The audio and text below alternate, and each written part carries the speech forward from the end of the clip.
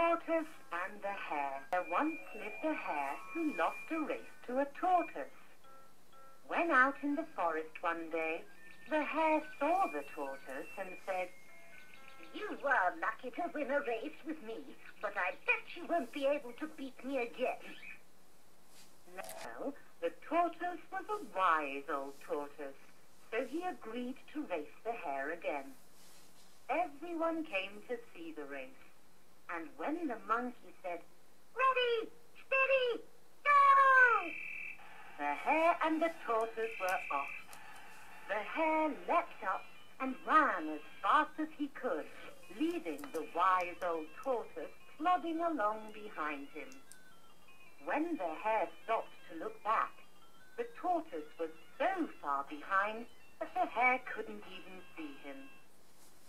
The hare was running really fast, and when he reached the town, he almost ran across the road when the red light was shown.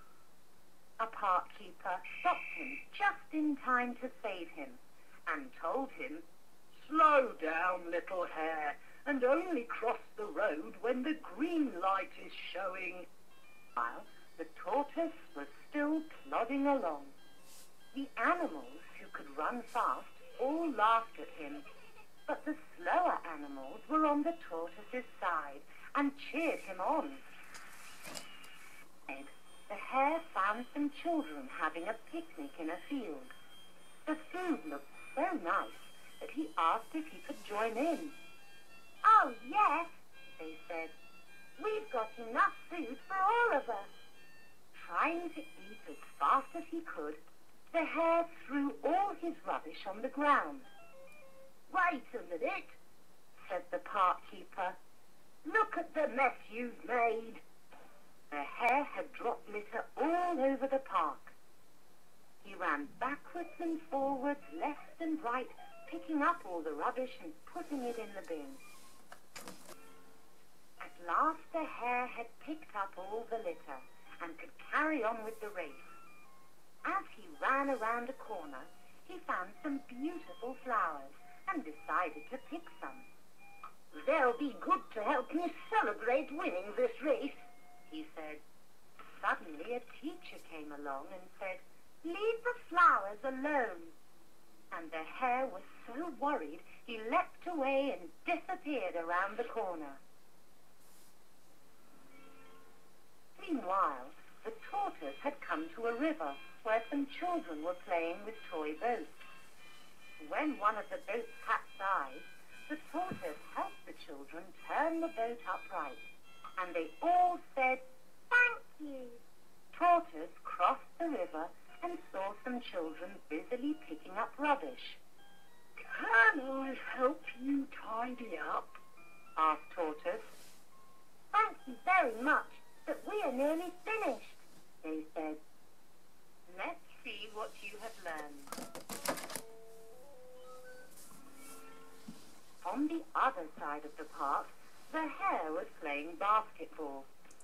"I'm running a race with the tortoise, so I can only play for a little while," he said. But then he grabbed the ball and dunked it in the basket.